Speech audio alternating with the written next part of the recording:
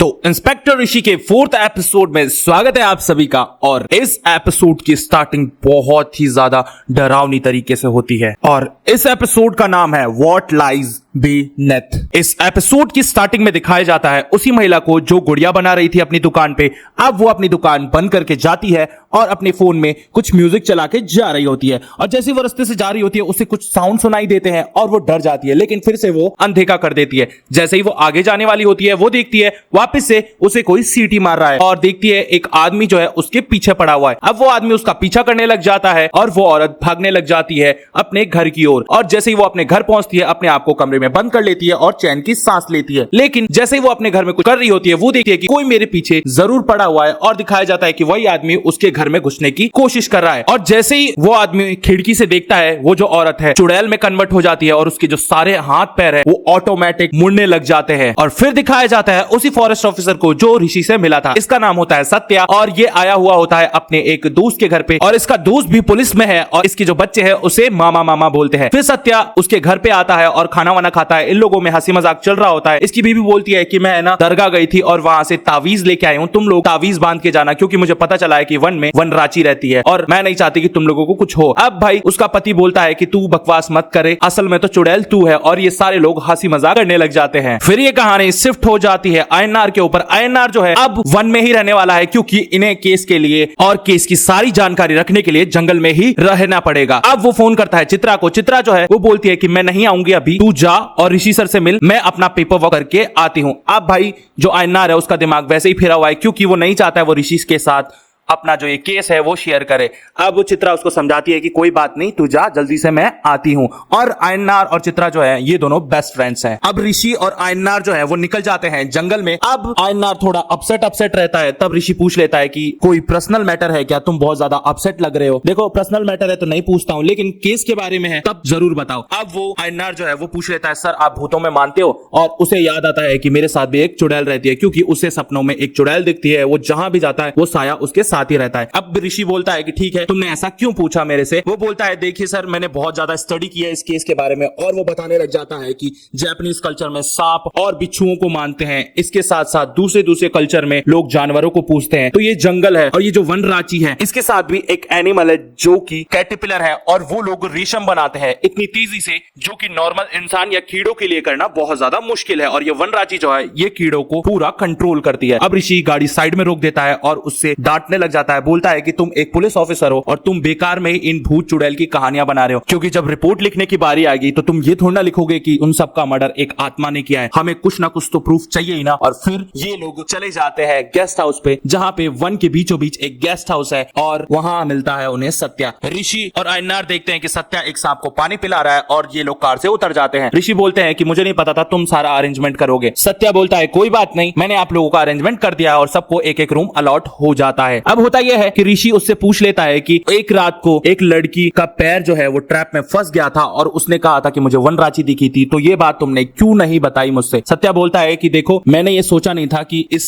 Case से इसका कोई रिलेशन है, इसलिए मैंने तुम्हें बताना जरूरी नहीं समझा। अब ऋषि बोलता है कि देखो तुम जो कुछ भी होगा मुझे जरूर बताओगे। और फिर सत्या बोलता है ठीक है। ऋषि पूछ लेता है सत्या से क्या तुम्हें वनराची दिखी है। अब सत्या बोलता है कि देखो मेरे को दिखी तो नहीं है, लेकिन जिस दिन दिख गई ना तुमसे पहले मैं पकड़ लूंगा। और फिर ये दोनों हंसने लग जाते हैं। तभी वहां पे देखते हैं कि उस लड़की के साथ जो लड़की गई थी पेट्रोलिंग के लिए वही लड़की को अपॉइंट किया गया है और उसको असिस्टेंट बनाया गया है ऋषि का, ताकि वो जंगल घुमा सके और जहां कहीं भी जाना हो ऋषि को वो सब बता सके क्योंकि वो लड़की वन विभाग में है और उसने उस जंगल की सारी पेट्रोलिंग की है तो उसे हर एक कोना पता है कि कौन सी जगह कहां है। और ऋषि जब उस लड़की को देखता है तो थोड़ा बहुत उस पे लट्टू हो जाता है। अब वो लड़की जो है बिना यूनिफॉर्म के आ जाती है। सत्या बोलता है तुम्हारी यूनिफॉर्म कहां गई। अब लड़की बोलती है सॉरी सर मेरी आज छुट्टी थी इसलिए आपने बुलाया तो मैं जल्दी में आ गई। तब वो कहता है कि देखो तुम इस गेस्ट हाउस में रहने वाली हो, जाओ अपना सामान ले आओ और आज से तुम इसकी असिस्टेंट हो। और वो ऋषि को कहता है कि ऋषि तुम्हें जहां भी जाना होगा ये जो लड़की है तुम्हें ले जाएगी। और इस लड़की का नाम होता है कैथरीन। अब दिखाया जाता है आयनार को। आयनार जो है यमुना के पास फोन करता है, यानी अपनी पत्नी के पास फोन करता है और कहता है कि देखो 2 सालों में मैं ऐसा नहीं हुआ है कि मैंने तुम्हारी आवाज कभी नहीं सुनी हो। मैं रोज रात को तुम्हें फोन करता हूं तो प्लीज तुम मत रो और मुझसे नफरत मत करो और मेरा साथ भी मत छोड़ो क्योंकि मैं तुम्हारे बगैर नहीं जी सकता। और यमुना जो है वो बहुत ज्यादा रोने लग जाती है। एंड देन फिर दिखाया जाता है चित्रा को। चित्रा जो है उसके दिल में फीलिंग कुछ और है क्योंकि वो लड़कों से नहीं लड़कियों से प्यार करती है। और फिर वो एक प्रोफाइल खोलती है जिसमें उसकी एक दोस्त होती है उसके साथ, और वो उसकी फोटो गलती से लाइक कर देती है। तभी उसकी दोस्त का फोन आ जाता है और वो चित्रा से कहती है कि चित्रा मैं कुछ दिनों के लिए वहां पे आ रही हूं क्योंकि मेरा इंटरव्यू है और मम्मी डैडी ने मुझे बोला है कि वहां तुम होटल लोगी तो अकेले मत रहना, किसी अपने दोस्त को बुला लेना, तो क्या तुम मेरे साथ टाइम स्पेंड करोगी? तब चित्रा हाँ बोल देती है और चित्रा बहुत ज्यादा खुश हो जाती है क्योंकि उसका जो बचपन का प्यार है वो वापस से आने वाला है उससे मिलने। अब होता यह है कि सुबह हो जाती है। ऋषि, आयनार और कैथरीन जो है वो निकल जाते हैं एकम्बरम कंस्ट्रक्शन कंपनी की तरफ। अब वो एकम्बरम वही इंसान होता है जिसको मारा था वनराची ने।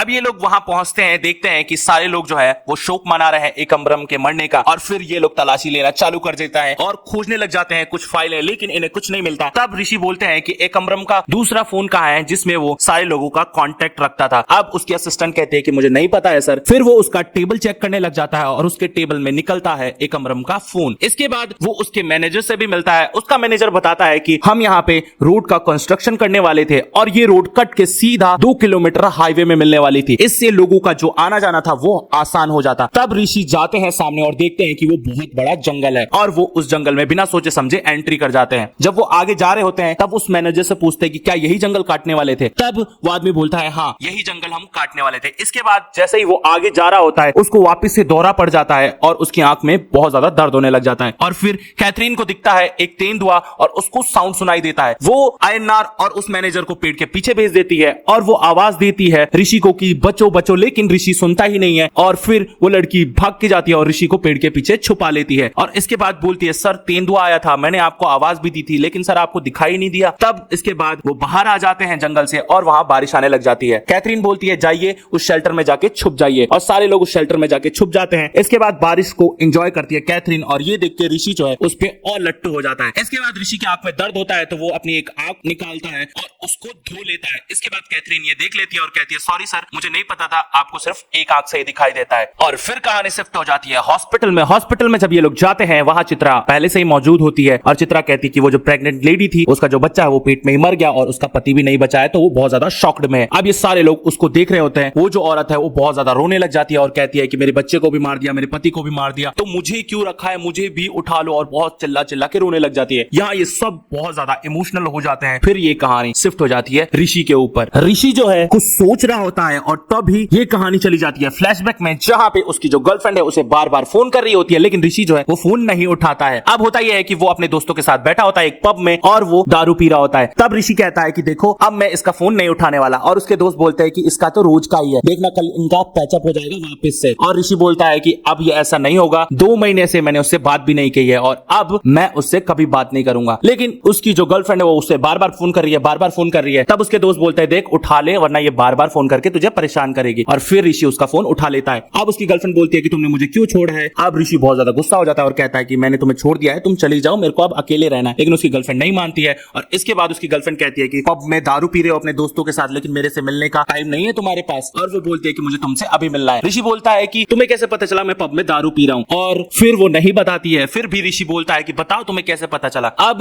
उसकी गर्लफ्रेंड कहती है कि मुझे तुमसे अभी मिलना है, तुम जल्दी से आ जाओ वरना मैं गाड़ी के सामने कूद जाऊंगी। और फिर वो देखता है कांच से बाहर उसकी जो गर्लफ्रेंड है सड़क के पार खड़ी रहती है और तभी कैथरीन जो है उसे आके सोचने से उठा देती है और डर जाता है ऋषि और बोलता है कि शिट यार तुम मुझे बार बार डरा देती हो। और कैथरीन जो है उससे सॉरी मांगती है, कहती है सॉरी सर, मेरे को पता नहीं था आप सो रहे हैं। अब ऋषि जो है वो बोलता है कोई बात नहीं, मेरी ही गलती थी, मैंने तुम पे ज्यादा चिल्ला दिया, तुम्हें कुछ हुआ तो नहीं। और वो बताता है कि मेरे सर में बहुत ज्यादा दर्द रहता है, इस वजह से मैं डर गया था। कैथरीन बोलती है आप चाय पीजिए, मैंने ब्लैक टी बनाई है अपने हाथों से, आप पियेंगे तो आपका दर्द जो है वो अच्छा हो जाएगा। और जैसे ही ऋषि वो चाय पीता है वो बहुत ज्यादा तारीफ करता है उस लड़की की और वो लड़की भी बहुत ज्यादा खुश हो जाती है। वो लड़की बोलती है कि सर मैं कुछ पूछना चाहती हूँ आपसे। अब ऋषि समझ जाता है कि वो मेरे आंख के बारे में पूछ रही है। अब वो बताने लग जाता है कि पहले मुझे बहुत ज्यादा प्रॉब्लम हुई थी, मैं चीजों से टकरा जाता था और बहुत ज्यादा गिरता था क्योंकि मैं एक मिशन पे गया था और बुलेट जो है मेरे आंख के पार चली गई थी और इस वजह से मेरी जो एक आंख है वो फूट गई। अब जो वो लड़की है वो बोलती है सॉरी सर मेरे को पता नहीं था और आपने